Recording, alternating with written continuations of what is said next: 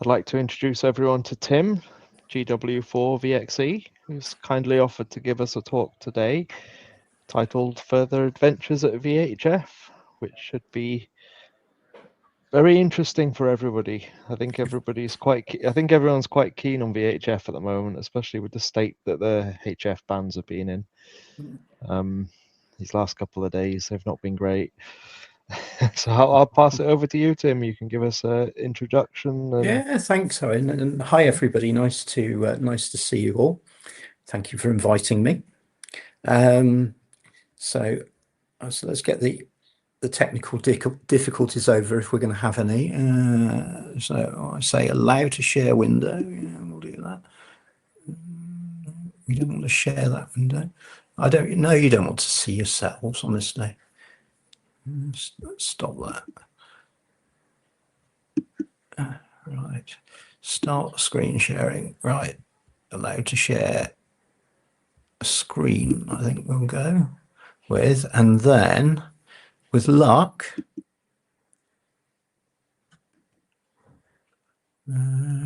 share entire screen. Oh, there's a dialogue up there, which I haven't seen. So let's press that. See what happens. And hopefully, the following wind. Can you see a picture of a nice beach? I can, and I recognise it. you remember what we were talking about? I do remember what we were talking about. That's specifically for Owen. He when we were chatting about setting the talk up, he said, "Oh, you're not too far from Pwllgwaelod." And I said, "No, it's about 20 minutes drive from here." And so I thought, well, let me have a quick look and see if I can find a nice picture of it. So there you go. It's waiting for your next visit, Owen. So I'm looking forward to it. Fantastic. Yeah, give me a shout when you're coming down, and we can get together. It'd be nice. Yeah. Right. Anyway, further adventures with your VHF UHF station. What are we going to talk about? Well, I think what I'd like to leave you with is the thoughts that VHF UHF is for more than local chatting, although it's absolutely brilliant for that, as you know. So we'll look at a few things this evening to try and extend the range of your station, or to get some more out of the gear you've got. There's lots you can do with really simple stuff like a vertical aerial. If you've got one of these white stick aerials up for 2 and 70, or perhaps 6 meters as well, loads of things you can do. Of course, if you've got a beam, it's even better, but that's not so easy for everybody, of course. So we'll talk through what you can do with simple stuff, and hopefully at the end of it, I'll have convinced you not to listen to the people who say, "Oh, there's nothing on VHF." We see the letters from time to time in RadCom and PW, and I just shake my head and I just think, you might be, perhaps you're looking in the wrong place. Let's leave it like that. We'll talk about that a little bit more. So the first thing I wanted to have a bit of a chat with you about is 6 meters. I don't know if you've played around with 6 meters, but I find it a really interesting band. It's sort of on the border of HF and VHF, and sometimes it behaves like a VHF band. Kind of prefer it when it does that. But sometimes it behaves like an HF band as well, and that can be really interesting. Sporadic E is probably the most interesting sort of regular propagation mode on 6 meters, and I've put down there that runs between May and early August. Actually, if you're lucky, it'll should be starting in the next week or so. Well, we're almost in May, I suppose, aren't we? And then really good for May, June. Starts tailing off a little bit in July, and generally by August it's died out a little bit. What do I mean by sporadic E? Well, it's a reflection from the E layer. You might have gathered that. So largely single hop sort of stuff, which is around Europe, but you can get double hop E's openings as well. So that might take you from here into I don't know, somewhere like Cyprus or Canary Islands, that sort of distance. So you can, get out to sort of 2800K, 3000K with a couple of hops. And we'll talk a little bit more about sort of multi-hop openings later on, but that can, you can have several hops as well. Well, how do you know about if 6 meters is going to open? Well, obviously keep an eye on things like the DX cluster if you want to.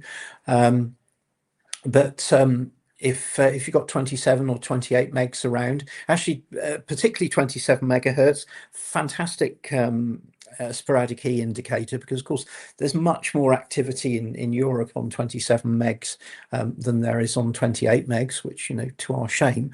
But look for really loud signals over a short distance. Where I am in West Wales, so if I start hearing somebody in London or close parts of France or something like that, I will start to think, if that's starting to happen on 27 or 28 megs, then the MUF is getting nice and high, the maximum usable frequency. So I'll start looking on 6 meters, or potentially, actually, if it's that short, on 2 meters as well. But that's another story. So yeah, look for those loud signals over a short distance on 27 and 28 megs, and that will give you a clue that 6 meters is perhaps going to do something. There's some good websites as well to keep an eye on. The G7IZU one, I think that takes data from the DX clusters and plots it on maps, and you can see what's going on. And where all the lines start crossing, you can imagine that's the reflecting area of the sporadic E, and give you an idea of perhaps what you might be able to work from where you are. PropQuest is another really good one. By the way, don't feel you need to write anything down, or you guys are smart enough to not to know that, but in terms of web links and things like that, if it's any help, I'll send the slides to Owen after the presentation, and you'll get the links. Obviously, if you have any questions, or if you guys on YouTube, just email me the emails at the end of the presentation, and I'll happily send you the slides. PropQuest is another good one. That's put together by Jim, G3YLA, Jim Bacon. Jim, you might remember as a weatherman on TV, but he knows loads about sporadic E, one of the real experts, and he's put that map together, which gives you an indication of where the sporadic E is forming. Digital modes, not everybody's cup of tea, FT8. I speak to a lot of people and say, what about SSB? What about CW? If you've got a small station, a simple vertical aerial, or perhaps a dipole or something like that, you will work a whole lot more on digital modes, because it's just that much more sensitive than SSB or CW. And we'll talk about some of the signal level differences a little later on. Incidentally, talking about sensitivity of digital modes, I wonder if some of you saw recently that an Italian guy was really touting the new mode FT2, and I can't remember. You could get a QSO over in, I'm going to say it's 20 seconds. Maybe it's a little bit more than that. I can't remember. And but of course, the problem is as you reduce the time to take QSOs down, you lose a lot of sensitivity, and you introduce things like timing errors and so on, which is a problem. So it's nice and quick, FT2, but you're not quite getting to the same signal level that you need to have an SSB or a CW QSO, but you're not too far off it. So I have to say, I'm not a big fan of these really quick digital modes. The reason I do that stuff is to get the sensitivity. I think that's really interesting, and it's really important for small stations. Well, we're just about to come into the main sporadic E season, as I was saying earlier, but there is one generally from about around Christmas time. It's quite often a Boxing Day opening on sporadic E, and perhaps might last to the first or second week in January, and then it tends to go quiet until this sort of time of year. At Solar Maximum, which we were at about 18 months ago, 2 years ago, then there are lots of possibilities. TEP is transequatorial propagation, so as you might imagine, you're looking primarily at going south or down into Africa, or there's actually much more activity from South America. So it's when TEP is going on well, you can work into places like Brazil, Argentina, that sort of stuff on 6 meters, and generally in the evenings, and that's quite interesting. And of course F2 as well. Well, it's just like your 10-meter openings or whatever, and it'll go all the way around the world. Well, pretty much all the way around the world. Really good times of the year for that. It tends to be October and March, but if any of you are interested in solar data, you'll have probably noticed that the solar flux has been hovering just above 100 for a few days. Owen was saying how poor the HF bands have been over the last couple of weeks, and that's absolutely true. When we were at Solar Maximum, we were seeing fluxes of over 200, so gives you an idea of how much it's come down. I'm sure the flux will go back up. Well, I'm sure it will go back up in the next few days, but sort of consistently come October, I expect it'll go back up again. But it's we're not going to be seeing the 200s once again. So I think the F2 possibilities for 6 meters are probably declining. But there's always weird and wonderful openings. That's the great thing about radio in general, I suppose. So should be some excitement to come, hopefully. But yeah, one of the reasons I wanted to talk about 6 meters is that simple gear will work really well for single hoppies around Europe, and sometimes a little bit further as well.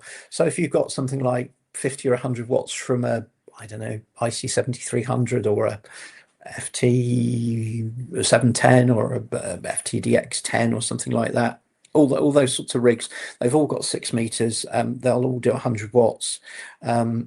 Stick that into something like a 6 meter vertical, quarter wave vertical perhaps, or a 40 meter dipole, but believe it or not, works quite well on 6 meters.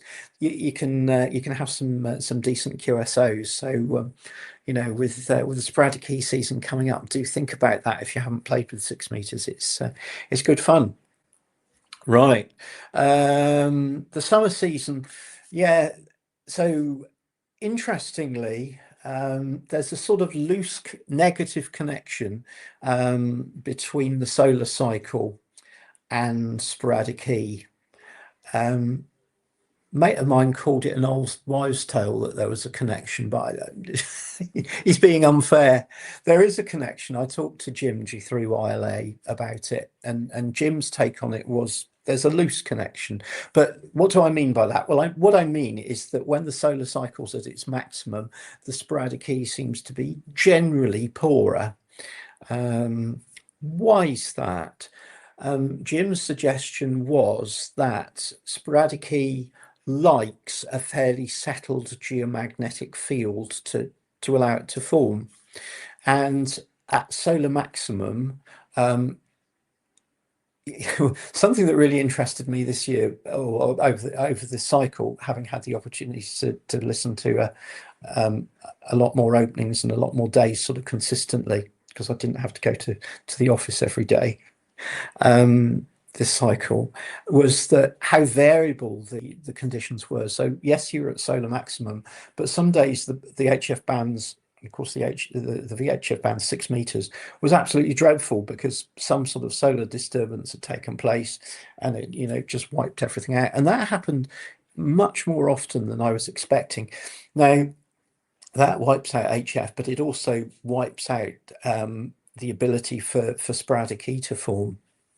So you might find that you get better sporadic E as the solar cycle declines. In fact, I'll go so far as to say you will get better sporadic E seasons as the solar cycle declines. And you will see multi-hop sporadic E openings into the US and Canada, I should say North America. And my Canadian friends would get upset about me saying to the US, because anyway, you'll get a lot of openings into the East Coast if it's a good season, and you'll get a few decent openings into the West Coast as well, generally late afternoon, into the Middle East as well, and very occasionally into Australia. I should have said Japan in there as well. That the Japanese openings and actually the West Coast US openings tend to be this short path summer solstice propagation, which isn't easy to say. It generally happens around the summer solstice, so 21st of June, 20th, 21st of June. Couple of weeks either side of that. And you can see some quite interesting openings into Japan and the west coast of the US. Typically, those tend not to be multi-hop E's openings. I think it's almost as if your signal's going up into the ionosphere, then rather than bouncing back and bouncing up and down and so on, it then sort of spins along in the ionosphere and then goes down at the other end. That seems to be the thought about that. It's sort of more a caudal hop, I think, but that's all being looked at, and we're still learning stuff about. And I think this is the great thing about VHF propagation. We're still learning stuff, and the way we operate now with digital modes and so on, it's providing much more, because we're all looking at the same frequency. We're all in the same place. You can argue that's a bad thing, but from a propagation point of view, it's a really good thing, because there's always loads of people monitoring one particular frequency. So if there is some sort of strange propagation, somebody's going to notice it, and that can be really interesting. So we are discovering things. If you want to read or learn more about sporadic E, Jim G3YLA has done some really good presentations on YouTube, generally for the RSGB convention about sporadic E. Take a look also for Chris Deacon, G4IFX. Chris has done some fabulous work on sporadic E as well. In fact, he just fairly recently completed a master's degree, which focused on sporadic E. So some really interesting stuff there as well. If you fancy reading up some more learned information than I can give you. Something else to think about in the summer season is meteor scatter. I won't talk a great deal about meteor scatter today. We can do that another time if you like, but meteor scatter can be quite interesting. What happens is that a meteor comes through the ionosphere, burns up, creates a lot of ionization as all that heat is generated, and your VHF signals, 6 meters, 2 meters, to some extent 70 sems, will reflect back to Earth off that ionized patch. Works really well at 6 meters, pretty well at 2 meters, a lot less well at 70 sems, but we are starting to see some meteor scatter at 70 sems. As I say, another story. So that's a little bit about 6 meters. Well, what if you haven't got 6 meters? You've got a 2 meter 70 sems FM rig, and you'd like to find out about VHF UHF propagation. At the moment, perhaps you use it to talk to your friends across town. It's a brilliant use of it, but you can do some more. Well, if you've got 2 meters 70 sems FM rig, and perhaps you've got a vertical antenna outside, one of the white stick jobbies, but if you can't put an aerial up outside, stick one in the loft, or whatever you can do. I will say to people, the only aerial that doesn't work at all is the one that you haven't put up. So just try and do the best you can with aerials. That's all you can do. And certainly in my time I've lived in places which have seriously compromised my ability to put aerials up, but you can always do something. So sometimes it's a bit harder than others, but yeah. So stick the best aerial you can up for 2 meters and 70 sems, and then program all the repeater and simplex channels into your rig. The UK ones, sure, but look up the repeater channels, the simplex channels for, say, the Netherlands, Norway, Denmark, all that sort of stuff. 2 meters is pretty much the same, but 70 sems band plans tend to be quite different across Europe. So look those up and program in some of those channels. And the other thing I've put on here, the channels which are normally quiet are the best ones. Why is that? Because, well, if you're monitoring for weak signals, you really don't want to be hearing the massive signal from the repeater just down the road. Although it can be quite interesting to hear the repeater down the road as well. But if you're just scanning for DX or something like that, then it's nice to look at channels which are normally quiet and you don't hear much on them, because when a signal pops up, you think, what's going on there? What's happening? And yeah, as I say, when you're in the shack, put the rig on scan and be prepared to be surprised. It's amazing how often you hear something just pop up out of the noise. It could be aircraft scatter, for example, if it's something couple of hundred K away or something like that. Where you are, you might hear something from the southeast or Scotland or Northern Ireland just briefly. Potentially the Netherlands, perhaps. So that might be aircraft scatter. But what about tropo? Well, the nicest example of this I can give you is of when I lived in Oxfordshire, and I was doing exactly this, scanning the various repeater channels, and a signal came up. I thought, I don't hear that often, and it was a language I didn't recognise. And I won't claim to be an expert at languages, but I thought, I don't know that at all. I wouldn't say I can understand Dutch and French and German I know a little of, but Dutch is a bit more of a struggle, and Danish and so on I have some idea. But anyway, I thought, I don't understand that language at all. So, and I'm sure the guys were giving their call signs, but I couldn't understand them. But fortunately, the repeater did a CWID after I'd been listening for about 10 or 15 minutes, and it was a repeater in Norway, about 600 miles, 1,000 K away, and it had just come up out of the noise. There was no other indication that there were no beacons on the 2 meter beacon band. I guess now we'd have probably seen some sort of opening on FT8. I'm sure we would have done. But I mean, the other interesting thing was it was only that specific bit of Norway.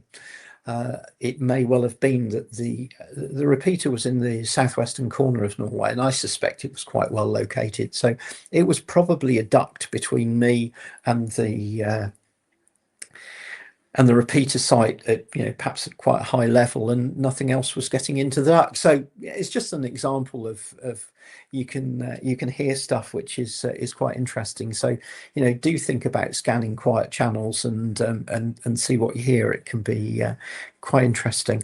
I don't think I've talked about it in here, but another good channel to scan, by the way, is 145.800, because that's the downlink from the International Space Station. So if one of the astronauts is talking to one of the schools or something like that, you hear them, and they tend to be really good signals. So that's another really good frequency to scan. Well, what else can you do with a simple station? Maybe 50 or 100 watts on 2 meters and 70 sems, and you've got a vertical. Well, it doesn't have to be 50 watts. It can be 25 watts. It's absolutely fine. Well, what about FT8 with a simple station? I'm not saying typical advice is to work DX on VHF UHF is to have a horizontal beam. Absolutely true, absolutely true. But if you haven't got space to put a horizontal beam up, or you've just got a vertical antenna or something like that, and you want to have a bit of a play around, don't think, oh no, I haven't got a horizontal beam, I can't do this. Try the vertical aerial out. I know, and you'll be aware of this because you've been doing the 145 Alive stuff, that they've started looking at vertical SSB as well. It's a bit more challenging than vertical FT8, but it'll work as well. Yeah, this can be really interesting, and I'll tell you about my experiences with FT8 on 2 meters with a very simple station in a second. But you can work tropo. You'll be familiar with that from mesh, I know. When signals suddenly start going better further distances because of high pressure, or the pressure just starting to fall away or something like that. So that can be, so you can have tropo openings over quite a short distance. From here, for example, I very often see some fairly short distance but quite intense openings up the Irish Sea to southern Scotland, or even the Western Isles. So 400 miles, something like that. And so that can be a sort of short tropo opening. Equally, from here again, I can get the super refraction paths down when there's nice settled weather, down across the Bay of Biscay to the southwest, and down to the Canaries, Madeira, or even Cape Verde, if the station's on, and that's that can be remarkable propagation at times. Huge signals. Aircraft scatter, you can bounce signals off aircraft. That's quite interesting. Have a look at some sort of, again, we won't talk about that very much this evening, but if you're interested by the concept of aircraft scatter, there's a nice video. Again, I think it was for the RSGB convention. I think it was John G3XDY, I think it was, about aircraft scatter. Anyway, search aircraft scatter RSGB convention YouTube, and you'll find the talk. And that's a nice one. There's some decent software around called Air Scout, which allows you to look at where aircraft are and the path that you're trying to work, and how particular aircraft will enhance that path. So that's nice and interesting.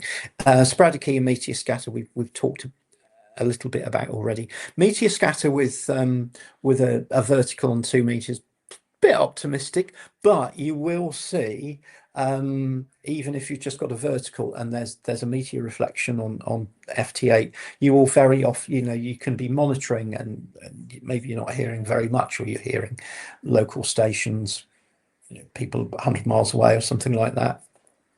And then suddenly you'll get one period from a German station or a Spanish station or a Swedish station or something like that. Inevitably, that's meteor scatter. You'll probably struggle to work them because you'll only get that single decode, but that can be interesting and fascinating to watch. You do have to listen more than you transmit, and be patient. It's not like when you're trying to work somebody on HF, and if they haven't got your report in three periods, they give up and move on to the next person. On VHF, a difficult contact might take 10 or 15 minutes, but it's worth. What else are you going to do? You might as well take the time and make an interesting contact. I said split your transmit and receive frequencies, and perhaps about that on FT8, but that's worth doing. Generally leads to a little bit less interference.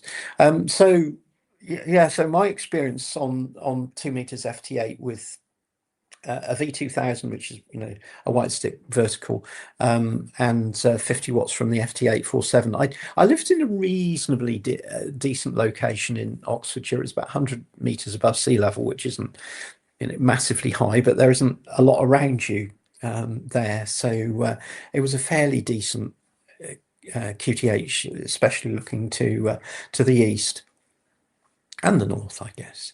And in 2 years of operating reasonably intensively, I made about 2,000 QSOs on 2 meters with about 500 individual stations. And that wasn't contests, that was before the FT8 activity contests and so on. So that was purely just day-to-day operation.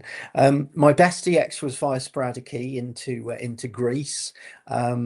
Which I was utterly amazed that I managed to work that with 50 watts to a vertical. I'd never worked Greece on 2 meters with 400 watts to a beam, so I was absolutely delighted about that. Perhaps one of the most interesting things was the sort of regular contacts that I had. And in fact, a good friend of mine, Richard, GW4VXE, he lives about 20 miles away from me now. But when I was in Oxfordshire, we used to have a lot of QSOs. Now, Richard, like me, just had a vertical and about 50 watts. And we were utterly astonished that we could work each other pretty much any day. And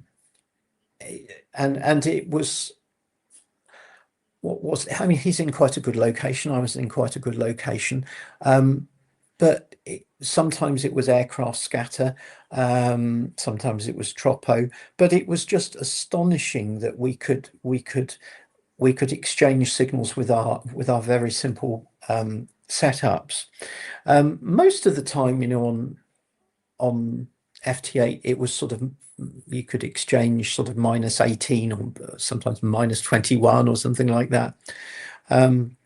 So not a chance of being able to exchange signals on SSB. Sometimes if you got decent tropo openings, things would come up to +5. And to give you an idea, I think there was one day when we thought conditions were really, really good, and we were swapping sort of +3, +5 reports on FT8. And we did try on SSB, and we could just hear each other. So it just gives you an idea of that, how much more efficient it is. But we actually found it more interesting because we could work each other pretty much any time. It was actually more interesting when we couldn't, and you think, well, why can't I work Richard? And it was curious. I think we spotted that when there was a bit of rain over the mountains just northeast of Swansea, the Black Mountains, then we would really struggle. It wasn't that we couldn't see each other. We could see weak signals, but there was a bit of scattering going on, and FT8 wouldn't decode. So that was really interesting. So it was actually it was almost more interesting when we couldn't work each other. Talked about how it works on SSB, and it the other thing that was interesting was looking at the signals, and as weather systems came in. So as for example, perhaps you'd get a front coming in off the Atlantic, and hitting the west coast here.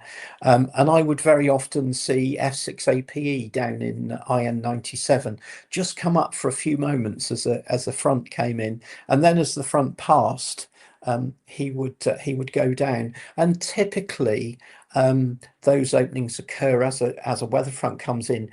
If you can imagine the front running north to south, then you would find that you could propagate signals along the edge of that front. So yeah, I think I learned more about VHF propagation in 2 years playing with that stuff than I had in the previous 30 odd or however long I've been doing it.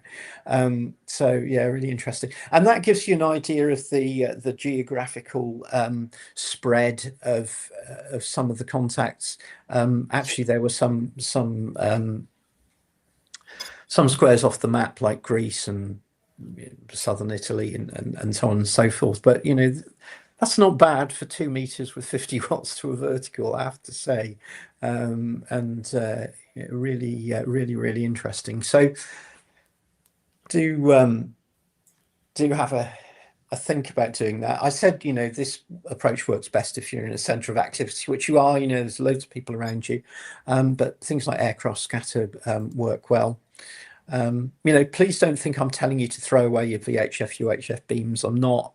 But I am saying that even if you've got simple kit, you can make some really interesting contacts and learn loads of good stuff. Don't be put off by the people that say, "Oh, it doesn't work very well." Give it a go. See what you can do. On FT8. The only thing I'd say is if you've got a lot of people close to you, do look at which period your locals transmitting in, and try and do the same. It's not always possible. Somebody always comes up on the opposite period, don't they? And you want to work them, but try not to get sort of cause too much interference to your locals. If you can, just be cognizant of that, I suppose. I've talked about 2 meters FT8. 70 SEMS FT8 works as well. It is a lot harder work. It doesn't. 2 meters seems to work really well via things like aircraft scatter and so on. You'd think, wouldn't you? Because the surface area of a plane at 70 SEMS is a lot bigger in terms of wavelength. So you'd sort of think that it would be better, but it isn't. It's harder work. Why is that? Is it Doppler? Is it dispersion? Interesting. 70 SEMS FT8 does work, and it does work really well, particularly when you've got a bit of tropo. I was lucky enough to work Madeira on 70 SEMS FT8 the other day. That was exciting for me. That was one of those, you know, mega openings across the sea. And I worked him on 2 meters and worked him on 70 SEMS as well. But it is, yeah, it's harder work on 70 SEMS than it is on 2 meters. But you know, fun to try. And there is a 70 SEMS FT8 activity period every month, so well worth having a look at that, particularly where you are. You should find some good activity. And some people are trying FT8 on 23 SEMS as well. With quite good results, although on the higher bands, FT8 may not work quite as well. You might be better off looking at some of the wider modes like Q65 or whatever. Anyway, that's probably enough on VHF, UHF, FT8, but it is really interesting and simple to get going, and you can get some really fascinating results. Simple equipment can be fun as well. If you're unlucky enough to read some of the stuff I write, you might have seen me talking about the Quansheng handhelds, which you can get for what, 20 quid on AliExpress. Price goes up and down. I'm not sure what the current price is, but you can generally get them for between 20 and 30 quid. I think the cheapest one I ever got was 8 quid. Fantastic value. You know, even if you sort of treat it as a 2 meter 70 SEMS FM handheld, when I first started playing this stuff, you know, I had to pay 150, 160 quid back in the 80s for a 2 meter 77, just 2 meter only handheld. So it's mind-boggling that you can get something like this, which is way more advanced for such little money. It's astonishing value. But of course, the great thing about the Cronshengs is that clever people have hacked the firmware, and you can make it do all sorts of things that it really wasn't intended to do. So, for example, with a lot of the software on 2 meters and 70 sems, you can actually have it receive not only FM, but you can have it receive CW sideband. In other words, narrowband. It will act as a SSB receiver, so you can use it to receive SSB and CW.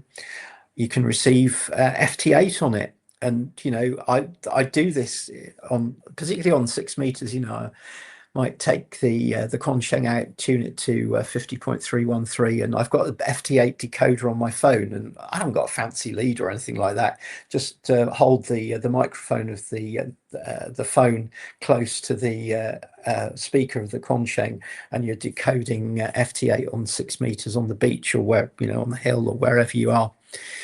Really, really good fun.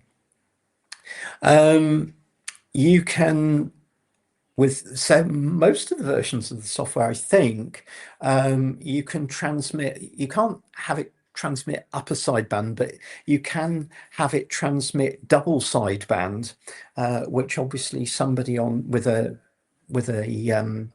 SSB receiver can demodulate.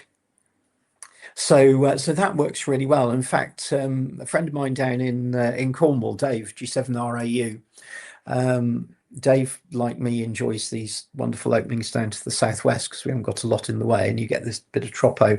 And he worked CT9 ACF on Madeira with a Consheng portable and a whip, not the rubber duck that it comes with, but a slightly better whip antenna on double sideband. So you can do that quite easily. I don't know if any of you like CW. No problem if you don't, but there's a nice version of the firmware for the Consheng that allows you to send CW from a paddle. You can see my picture on the right hand side. I've got a little iambic paddle plugged into the side of the rig, and you can use that to send CW. And so far I think my best DX with just the rubber duck on CW is just over 100 miles. So it's not bad for 5 watts, is it? And one of those little rigs. So I think they're brilliant fun. And Consheng tried to bring out the slightly better one, if you like, which sort of kind of received better on 10 meters, and you could transmit on 10 meters with it. But it's a lot more expensive, and the firmware isn't as hackable. So I still really rate the UV5K, and they're brilliant fun to play around. Excuse me, to play around with. Right, you'll be glad to know we're sort of getting towards the end of things, but I think one of the really important things about VHF is finding the activity, and talked a little bit earlier on about people saying, oh, I listened across 2 meters and I didn't hear anything, so nothing's going on. Well, they sort of have a story to tell, don't they? While they were doing that, they didn't hear all the activity on FT8, or perhaps the activity up on the satellites, or whatever, some of the digital voice that was going on potentially. So that is a problem as we fragment activity over multiple modes and so on. But do call CQ. It is really good to do that. And if everybody listens, nobody will make any contacts, will they? I know I'm preaching to the choir about that. So, do call CQ. And I guess the flip side of that is if you hear somebody CQ, calling CQ, do try and go back to them. We've all got busy lives. We're all busy doing something else. Even if you have to go back to somebody and say, listen, I hear you calling. I'm in the middle of a call at the moment, or I'm doing something. I just wanted to let you know you're getting out. And that's a really nice thing to do if you can do that. It does let somebody know that there are people out there, and hopefully that, even if it was a brief contact, it was an interest in contact or something like that. So do try and do that. There's the various UK activity contests on sideband on 2 meters, 70 sems, 6 meters, 23 and 13 as well, each month. Similarly, there's an FT8 activity session on 2 meters and 70 sems each month. If you're into CW, 2 meter CW Tuesdays. I don't think the 6 and 4 meter events are terribly well supported, but the 70 sems Fridays are quite well supported as well. So if you fancy playing a bit of 2 meter or 70 sems CW, those are the days to do it. And there is actually increasing CW activity on VHF, and that's primarily down to Steve G4ALG, who's put those sessions together. So well done, Steve. SOTA is a really good generator of FM activity. You're obviously really well placed to hear people in the Pennines, and perhaps I think you were talking about 145 Alive, and you're hearing people from North Wales as well. So keep an ear out for people doing SOTA stuff. That does generate loads of activity on FM, and actually this year as well, they've introduced a challenge for sideband and CW. Particularly with an eye on things like the Guangshengs and so on. They're dead easy, aren't they, to take up a hill and try from the summit. So do keep an eye on SOTA Watch. That I'm sure you know, but there's a website called SOTA Watch. And that shows you who's activating particular summits, and if you see some 2 meter activity on there, well worth having a listen and seeing what contacts you can make. All about 145 Alive, and I'm sure you know that there's 433 Alive, and somebody even put together a 1296 megs Alive session. Really good, really good ways to get introduced to the sorts of contacts that you can have. And it's nice that loads of people go out portable and make some really interesting contacts possible. This isn't about DX, this last one, but it does kind of address the issue that we were talking about just now, when somebody tunes across 2 meters or 70 sems, that they don't hear anything, they think nothing's going on, and nobody ever uses VHF and UHF, so I'm going to write to the magazine and I'm going to complain. Well, better than that, try and do something about it. So have if you can have a local net or a club net or something like that on VHF, perhaps on simplex, or even if you get permission from the repeater keeper on a repeater. That's really important, because they are really obvious activity to somebody who's just tuning across with an FM rig or a scanner. And if you think about when you were when you're just getting into the hobby, it was really exciting to hear people, and it gets you involved for the first time. So they might have a scanner, or they might be playing around with one of the RTL SDR dongles, and the little aerial, and oh crumbs, I can hear a repeater, I can hear voices, what's that all about? And that sort of brings people into the hobby, I think. So it is really important to have those local club nets, I think. So do try and support those if you can. I must admit, nets isn't really my thing, and I like talking to my friends, of course I do, but I don't get a huge buzz out of club nets or whatever. But I think it is really important, and it is important that people hear activity. So it's a good thing to do. All right, how are we getting on? So in summary, VHF, UHF is great for local chats, but hopefully I've talked to you a little bit more about the things like 6 meters, 2 meters, FT8, and so on, to make your station go a little bit further with comparatively simple gear. And you do get people who say, "Oh, I don't like FT8. It's very impersonal, and I hate it. And it's the end of the world." But you ignore them at your peril, because there's such an enormous advantage to a small station. I should just stop there. They're just an enormous advantage, and you can work stuff that you would have never dreamed of working on CW sideband or FM. And of course, you can use non-digital modes whenever you want to. And I suppose the other thing I wanted to get across, despite what some of the dealers might tell you, you don't need lots and lots of fancy equipment to make some really interesting contacts. It's always fun to have fancy equipment, of course it is, but there's lots you can do with really simple equipment, and actually that can be really, really rewarding. So there we are.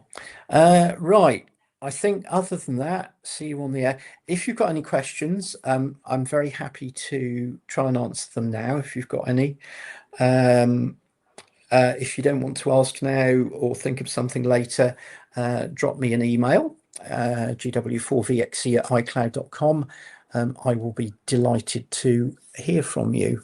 So now all I need to do is work out how to stop sharing my screen, but I'm sure I can do that. Where are we? Probably in here. There we are, and stop screen sharing. There we are. So yeah, I hope that was interesting. Thank you for listening. That was great, thank you. Tim, just one question from me. Did you say the Quanchains can transmit in dual sideband? They do, yes, I know. Yeah. And that's without a hardware mod? No hardware mod, no, absolutely. So yeah. Yeah, I know, it's utterly astonishing. I don't even read, if I'm honest, I don't know how they did it, but there's some clever people around. And so if you put one of the firmwares on that's got the double sideband on, and if you've got something like a 9700 or something that could receive on 2 meters, have a listen to it. It's okay. It doesn't sound bad. So yeah, that's the cheapest possible sideband CW rig I can come up with for 2 meters and 70 sems. So could you technically use one of the Quanchains to do FT8 if you manage to come up with some sort of interface cable? Yeah, you can. There's one of the versions of firmware from, I think it's one of the CEC versions of firmware.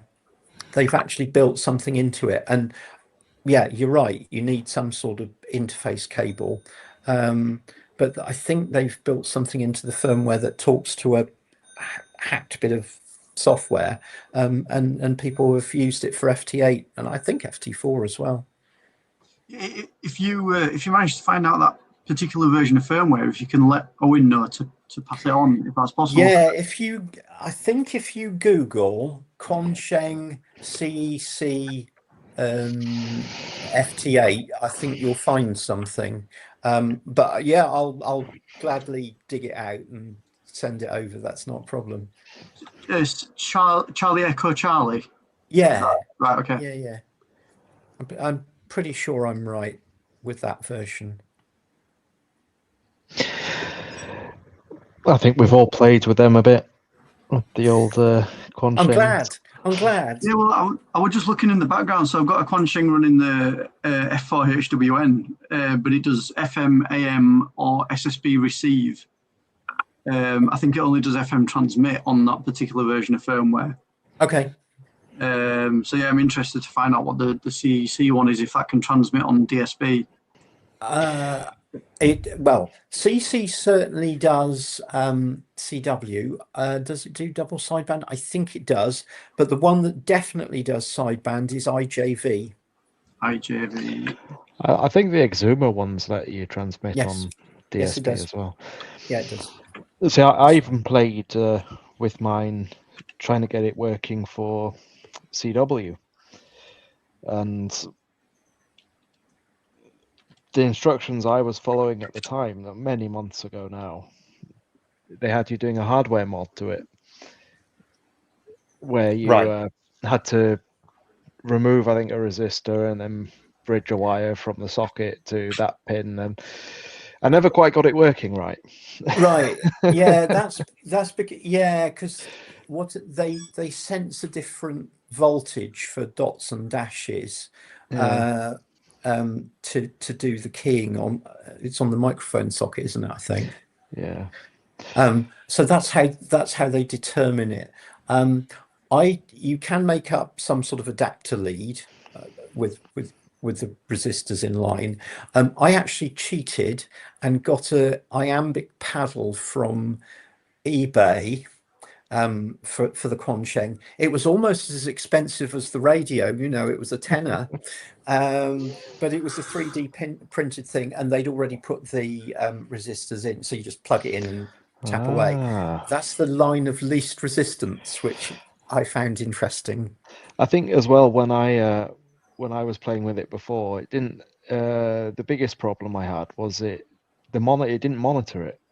I couldn't get the firmware for monitoring to work on it. Right.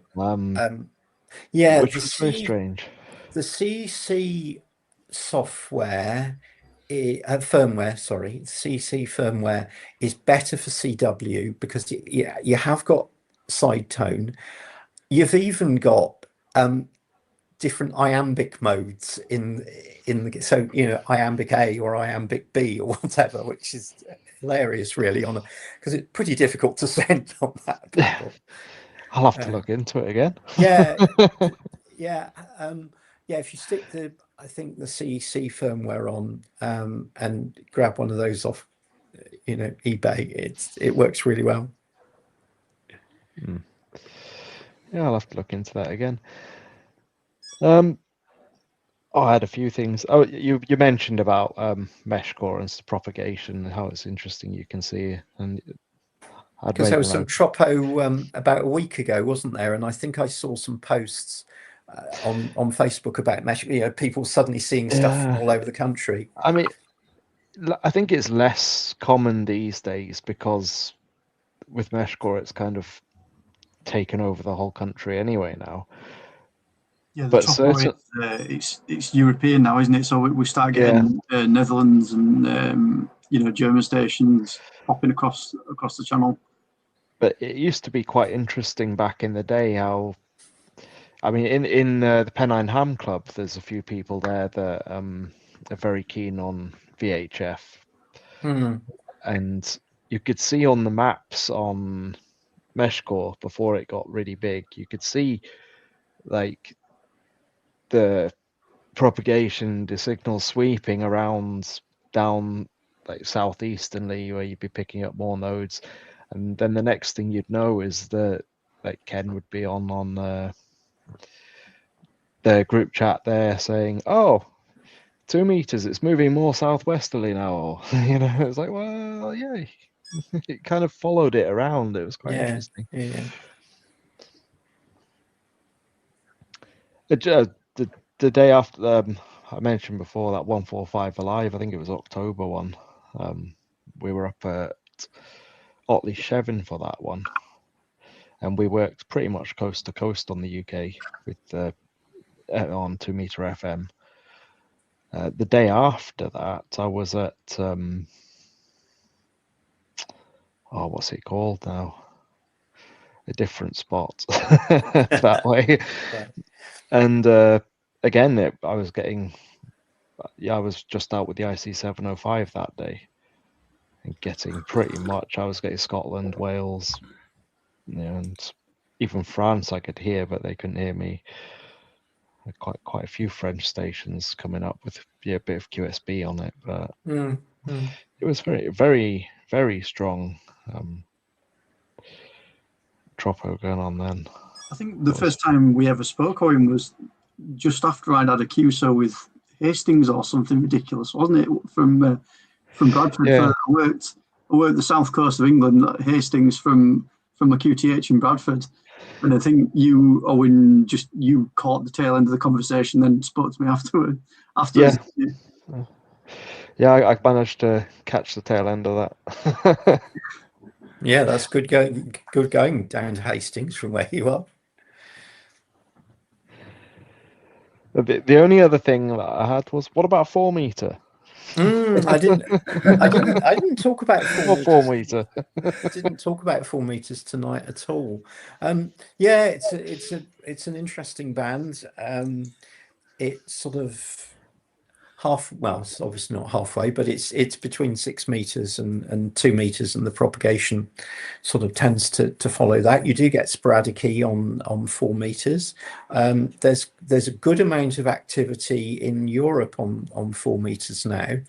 A lot of activity has moved over to FT8, but you do see some activity on 4 meter FM. That tends to be in sort of local areas. So some people use 7450 as a chat channel, and there are some handhelds that work on 4 meters as well. There's also it's a bit like 433 Alive. It doesn't follow the net format of 145 Alive, but 4 on the 4th, I think they called it. Oh, I did see that. Which is a similar idea, trying to get people out there. No, it's an interesting band, actually. There are some people that would tell you it was better when all the Europeans didn't have the band and so on, and it sort of forced people to have tropo contacts with each other and so on. And now people only ever go on when they're sporadic. Probably the same people that just listen on 2 meter and then complain that nobody's there. I think you might be right. Yeah, it is a really good band. It's on the fringe of F2. So in previous solar cycles, there have been cross-band contacts between the UK and Canada on 4 meters, for example. We always thought it ought to work with transequatorial propagation down to South Africa, because South Africa have actually got the band, but so far that contact hasn't been made. I suspect people just haven't tried hard enough, but that ought to be possible. I think it's an interesting one as well, because, I mean, 2 meter 77s, you can get plenty of cheap, even fairly high power rigs these days. Most of the HF rigs are getting, that do 6 meter are quite expensive. But there are 4 meter rigs, like the Vetivis. I've got one that's a 60 watt rig, a little FM one, and it was under 100 quid. So, but at the same time, I think because a lot of the HF rigs don't do 4 meter out of the box as well, it kind of some of them do, as you know, and they work quite well. It's I ought to spend more time on 4 meters, really. I have got a 4 meter Yagi. I ought to stick it up for a sporadic season rather than 6 meters and see what happens. I'm sure it'd be really interesting. And you do, a bit like 6 meters, you get multi-hop E's into the Middle East and stuff like that. If you're looking to work people on 4 meters ground wave, is it more likely vertical or horizontal? I've never really. Well, if 4 meters FM vertical, traditionally on sideband horizontal, I'd say. Right, got you.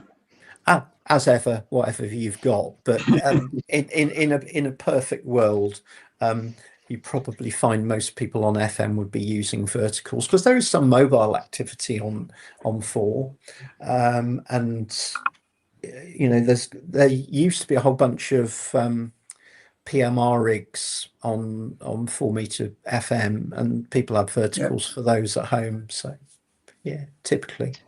My first 4 meters were a PMR, and we used to use them for Raynet.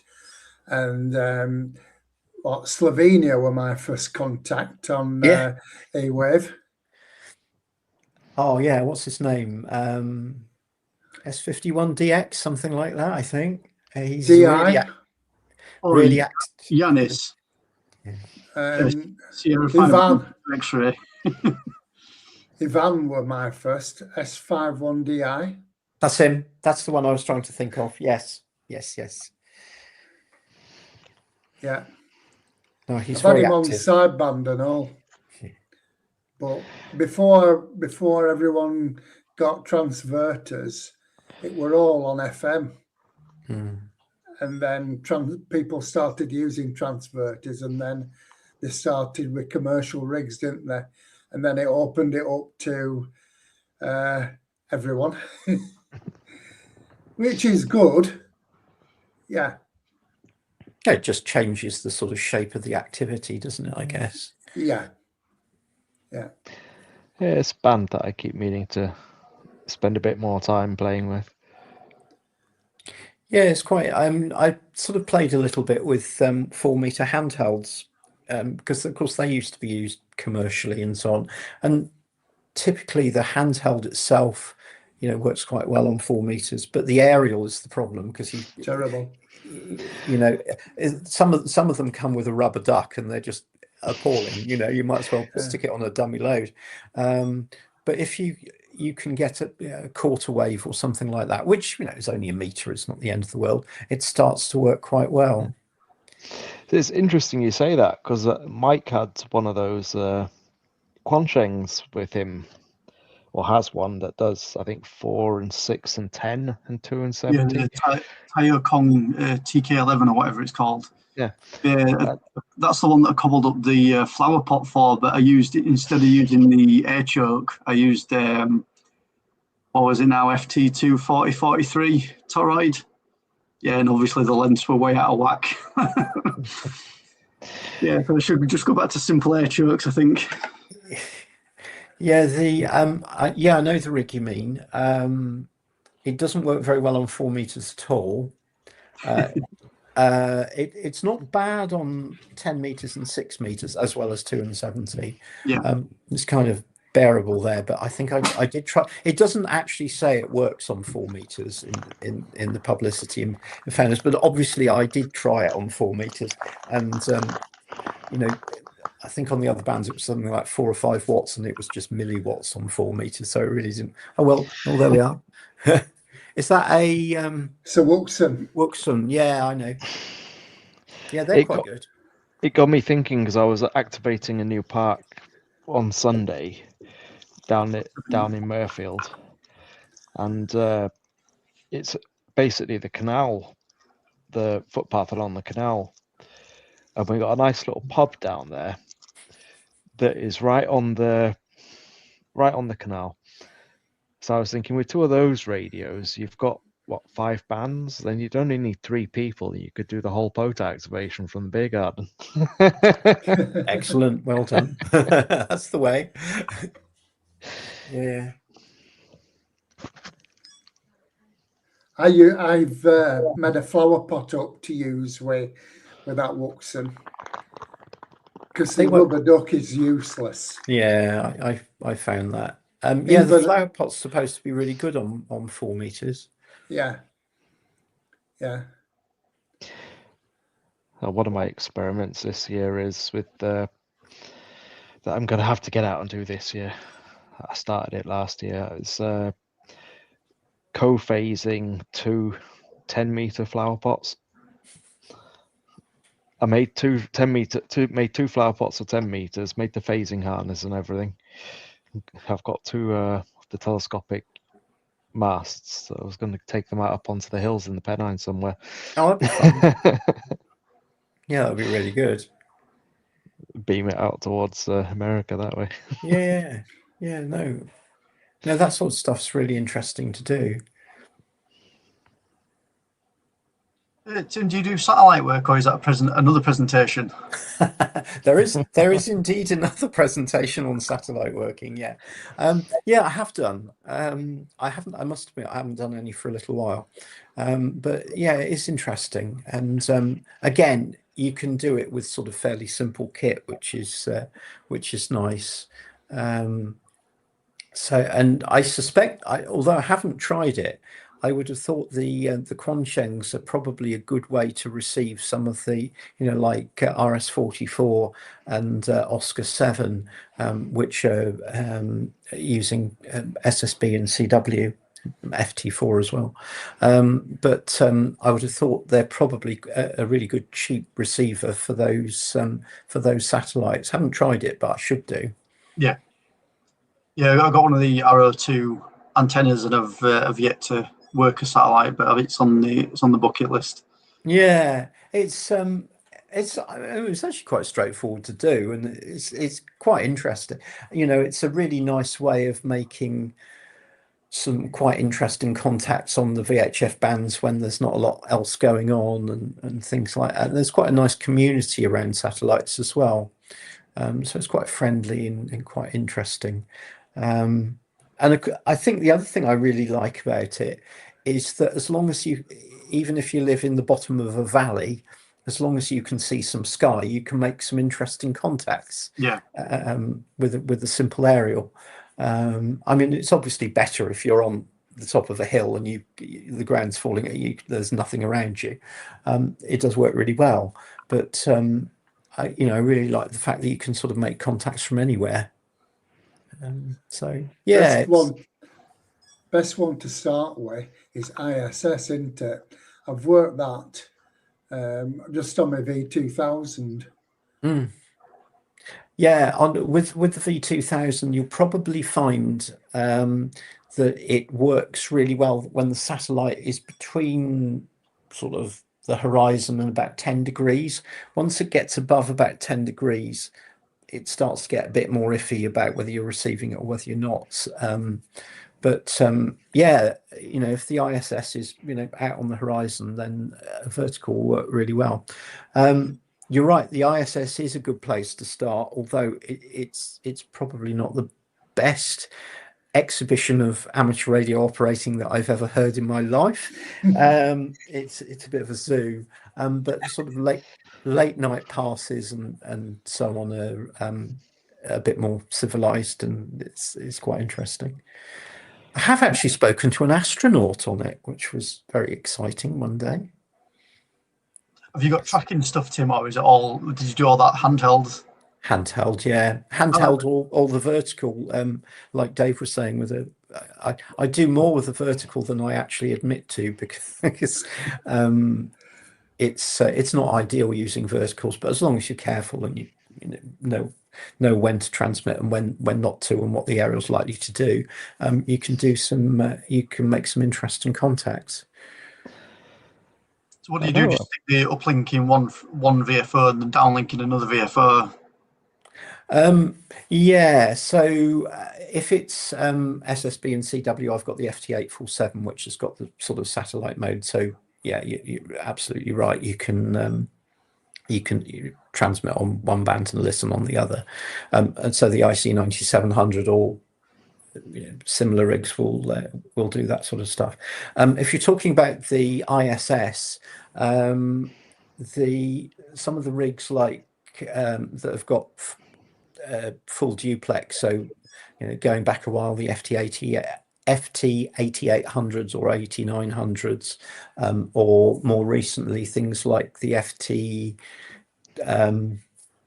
400s, FTM 500s, 300s, that you can transmit on one band and listen on another. And of course, they work really well for something like the ISS or the FM satellites, because you can be listening on 77s while you're transmitting on 2 meters. Yeah. And that works really well. And what I do, again, There is a presentation on this. Should you feel brave, but you can set up a set of memories that copes with the Doppler as it comes through. So, for example, on 70 SEMS, the satellite will appear about 10 kcs high of its nominal frequency as it's out on the horizon. Then it will gradually come down towards you, and then as it goes out the other way, it'll be about 10 kcs low of the nominal frequency. So I usually end up setting up about 4 or 5 memories, and you just one to another as the Doppler changes, and you just hear you start to hear it go all crackly and so on. You just tweak it down 5 kcs, for example, and you'll find you're receiving it again. So yeah. That's on 70 SEMS. On 2 meters, by and large, the Doppler doesn't shift it noticeably through a pass, so you don't really need to change it. So yeah, just set up some memories on the rig, and it's very easy to do. Does the 847 do all that for you? It doesn't do it automatically, no. But if you've got software like, what is it, SAP PC32, that will actually control the rig, and as you tune up and down, if it's an SSB transponder, then it'll actually adjust your transmit frequency to match the receive frequency. So that's really nice. All right. If you fancy playing on one of the SSB transponders, and you've got something like a FT818, which is obviously you can only transmit on you can't. It's not full duplex; it's half duplex, so you can transmit on 2 meters, but you can't listen on 70 SEMS. If there's some software which a friend of mine, Pete, MM9 SQL, has just put together called Portable Planner, and that works out what your transmit frequency should be for a particular download frequency on a satellite, and that's also got all the past predictions and things like. And it runs in a browser, so you can run it on your phone. All right.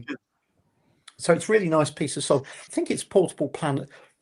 Excuse me. If you Google Portable Planner MM9 SQL, you should find it okay. But if you can't find it, let me know and I'll sort you out. I think it's portableplanner.com, but I'm not sure. But that's a good bit of software. And there are, spreadsheets for the SSB transponders as well that tell you if you transmit on one frequency at the beginning of the pass, it will come out on this frequency and so on. But there's lots of software these days to tell you where to listen. 2M0 SQL. He's changed his call sign. He changed from 2M0 SQL to Mike 9 SQL, but it might still come up as 2M0 SQL. Right, cool. Yeah, I think I found him. Yeah.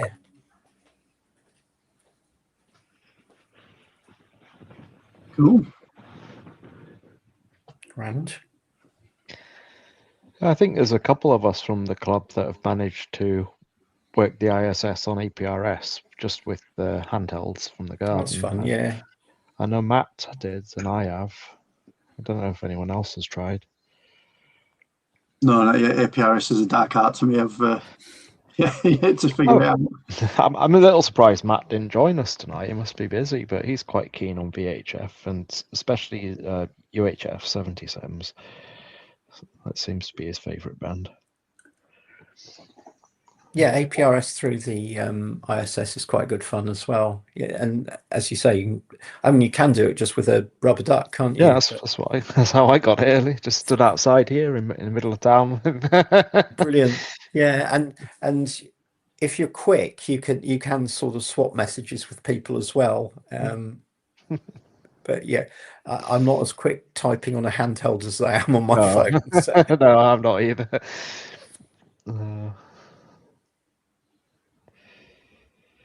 Are there any more questions then? No, nothing from me, I don't think. Thank you very much, Tim. It was a pleasure. It's been very good. Thank you very much. No, thank you. It's been good fun.